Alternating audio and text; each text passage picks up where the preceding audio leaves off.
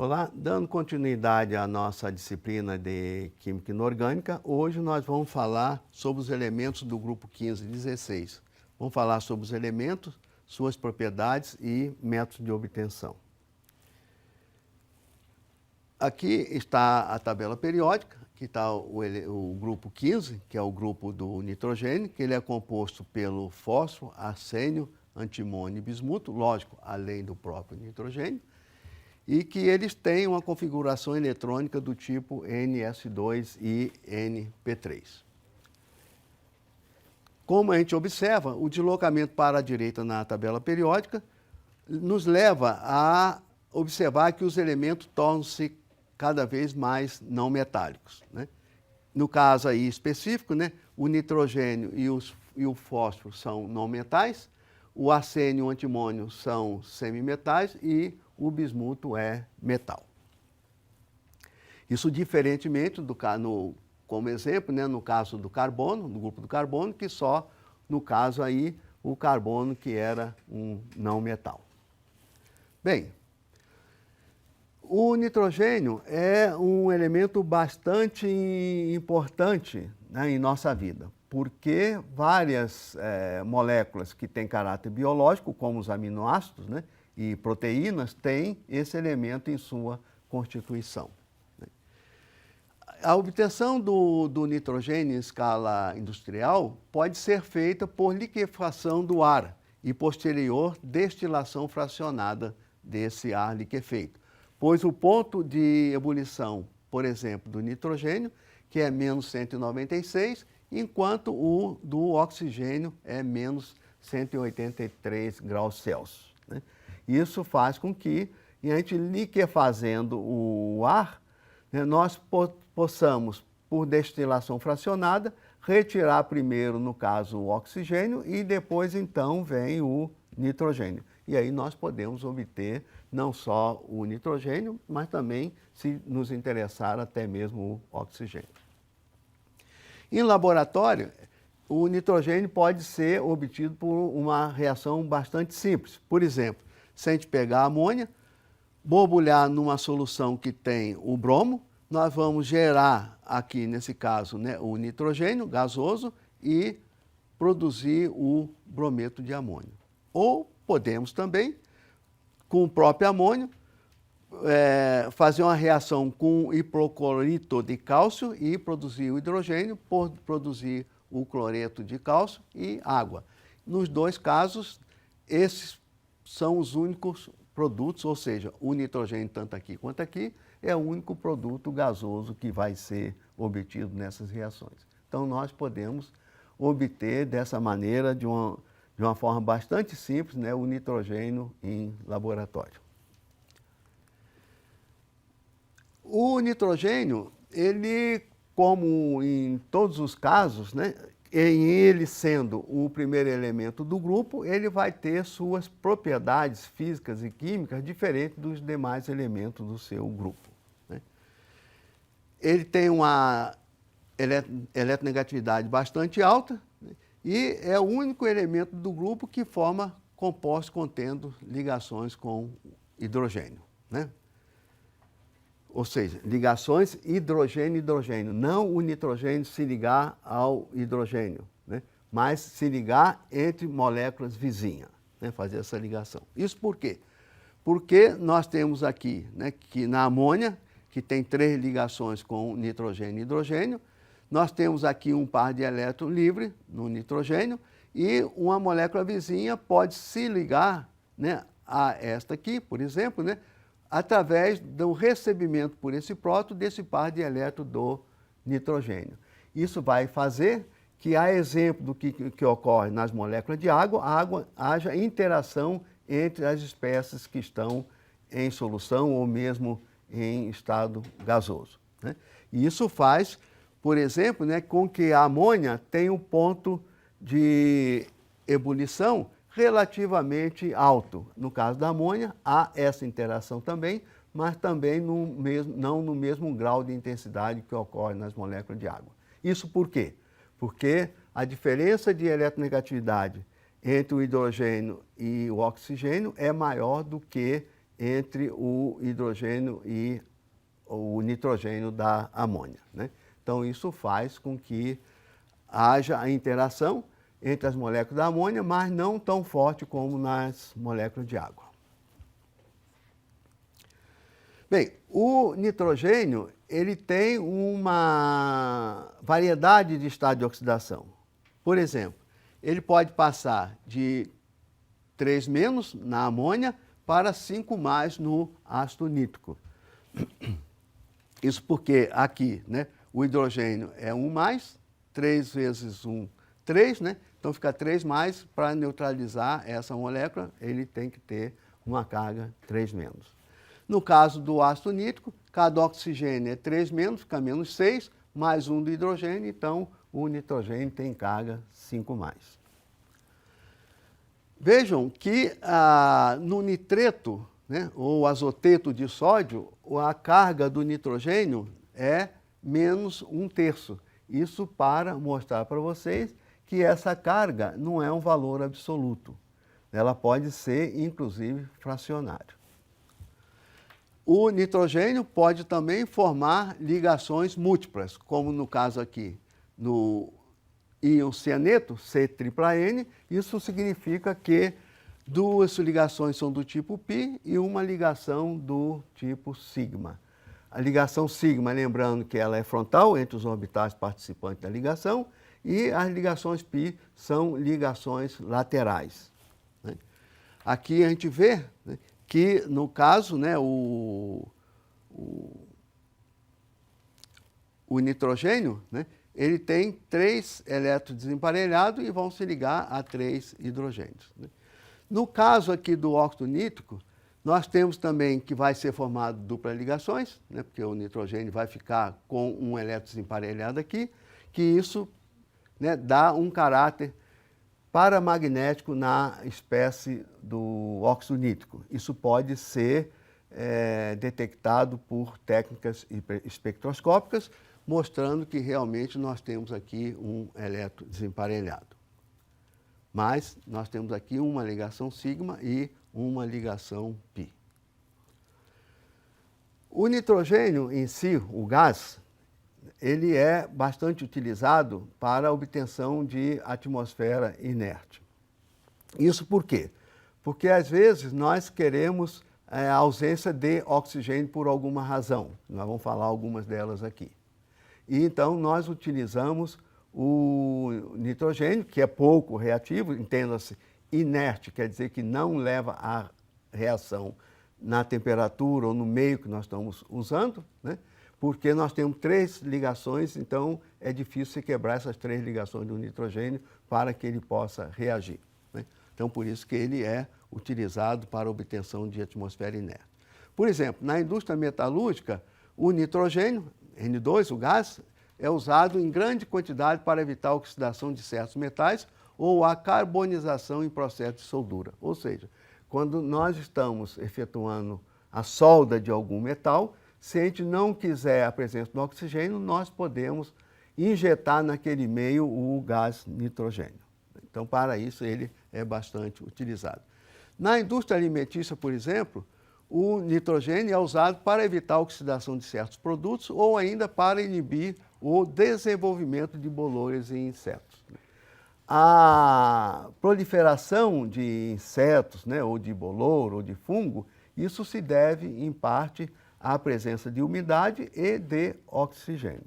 Então, se você tiver um meio com ausência de oxigênio, esta proliferação de fungo, de bactéria, inseto vai ser evitada.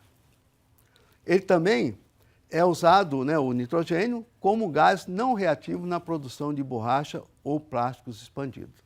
Na produção de borracha, nós devemos também evitar uma atmosfera que tenha oxigênio, porque quando se produz a borracha e se oxida alguns componentes, átomos componentes dessa borracha, ela vai perder a sua elasticidade. Bem, o fósforo, que é um outro elemento do grupo, né, ele é o 11º elemento mais abundante na crosta terrestre, né? Então, ou seja, ele é bastante abundante, ele é um sólido branco ou vermelho que tem ponto de fusão 44. Né? Então, são formas alotrópicas do fósforo que ele pode ser branco, vermelho ou até preto. Né? O fósforo é obtido pela redução da apatita, que é o fosfato de cálcio, com carbono em forno elétrico. Ou seja, se a gente pegar o fosfato de cálcio, misturar com óxido de silício, que é areia, a uma temperatura da ordem de 1.500 graus, nós vamos obter esse óxido e mais o óxido de fósforo. O óxido de fósforo nós vamos reagir, então, né, ainda no forno, com carbono, produzir o fósforo que aqui está, né, que é com 4 átomos de fósforo, e liberar o monóxido de carbono. Então, assim, nós podemos obter o fósforo puro. Né? Aqui está mostrando a estrutura do fósforo, e o vapor do fósforo se condensa na forma de fósforo branco, que é um composto sólido, branco, macio e tóxico, formado por moléculas tetraédricas, como aqui está ilustrado nessa figura. O alótopo do fósforo 4 é muito reativo e ele, então, para não reagir com oxigênio, formar o óxido novamente, ele tem que ser guardado submerso em água, por exemplo, que ele não vai reagir com água. E ele pode ser transformado em fósforo vermelho, que é menos reativo, quando aquecido na ausência de ar, obviamente, para não formar o óxido. O fósforo é outro elemento essencial para a vida, tanto como material estrutural, fosfato de cálcio, por exemplo, que é o componente dos nossos ossos, e como parte do metabolismo de plantas e animais. Considere-se que 60%, né, dos nossos ossos, ou próximo disso, e dos dentes são constituídos por fosfato de cálcio ou por esse sal duplo aqui presente. Né? Basta a gente mencionar que o indivíduo de 70 quilos, por exemplo, tem cerca de 3,5 kg de fósforo na sua constituição. Então, é um elemento não de fósforo em si, mas na forma de fosfato. Né? O fósforo elementar também é usado para diversas aplicações, como em fogos de artifício, por exemplo. Né? E na indústria metalúrgica, ele é usado para formar ligas metálicas, como o bronze fosforoso. O arsênio, né, o antimônio e o bismuto, né, são elementos também do grupo, e o arsênio e o antimônio são metalóides ou semimetais e são obtidos a partir dos seus respectivos minérios. Se a gente pegar aqui, por exemplo, a arsenopirita, se aquecer isso a 700 graus, nós vamos ter a formação do arsênio gasoso e formar o sulfeto de ferro. Então, dessa forma, a gente pode obter o arsênio, se assim o desejar.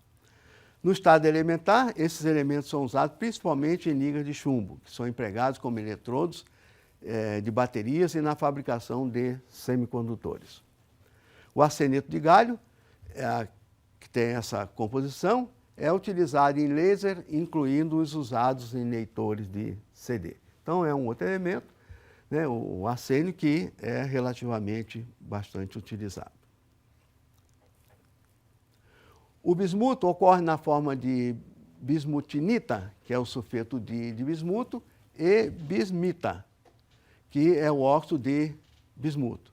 Esses compostos podem ser reduzidos ao metal pela reação desses minerais com o carbono, porque aqui vai formar o sulfeto de carbono, quando nós colocamos a bismutinita, né, com o carbono, e no caso aqui nós vamos formar o monóxido de carbono ou dióxido de carbono. Né? O bismuto metálico tem átomos grandes, fracamente ligados uns aos outros, e tem baixo ponto de fusão, da ordem de 271 graus Celsius. É usado em ligas que servem como detectores de incêndio em sistemas borrifadores. É isso que a gente vê nos tetos de alguns edifícios para identificar a presença de fogo. Bem, passando aos elementos do grupo 16, né, que aqui nós temos oxigênio, enxofre e selênio, são 3 não metais agora. Nós temos o telúrio, que é o semimetal, e só o polônio, que é metal nesse grupo. Né? Mostrando essa tendência de cada vez que nós vamos para a direita na tabela periódica, aumenta o número de elementos com caráter não metálico. Aqui está eletronegatividade, mostrando, né, que o oxigênio tem uma eletronegatividade bastante alta, 3,5, mais alta do que do oxigênio, que era 3. Né? A configuração eletrônica desses elementos é do tipo NS2 e NP4. Aqui nós devemos ressaltar que os elementos desse grupo são conhecidos como os calcogênios. O oxigênio ele forma compostos bastante abundantes com outros não metais, partilhando os elétrons para formar principalmente ligações de caráter covalente. Isso ocorre no monóxido de carbono, no óxido nítrico, no dióxido de enxofre e assim por diante. Então, por terem eletronegatividades altas, os elementos do grupo, principalmente os de menores números atômicos, podem formar ligações iônicas. Isto com elementos que têm caráter metálico. Como os metais alcalinos, os alcalinos terrosos, por exemplo, que estão mais à esquerda da tabela periódica e têm eletronegatividade bastante baixa. O oxigênio é o mais abundante de todos os elementos e é produzido pela fotossíntese, isso amplamente de nosso conhecimento. Né? Então, o CO2, né, junto com a água, precisa de energia, isso vai formar a glicose e o oxigênio. Em laboratório, o oxigênio pode ser produzido pela eletrólise da água ou pelo aquecimento do clorato de potássio, por exemplo, sob a ação do dióxido de manganês usado como catalisador, isso a uma temperatura aí da ordem de 150 graus Celsius. Então é uma maneira da gente obter, né, o oxigênio em laboratório. Se quisermos, a gente pode decompor a água por eletrólise, nós vamos formar então o hidrogênio e o oxigênio. O oxigênio, por ser o primeiro elemento do grupo, ele tem propriedades diferentes dos demais. Isso porque ele é um elemento que é pequeno, né, e tem uma alta eletronegatividade. O oxigênio pode utilizar os orbitais pp para formar duplas ligações fortes, nós já temos comentado isso aqui em outras aulas, né, a exemplo do carbono.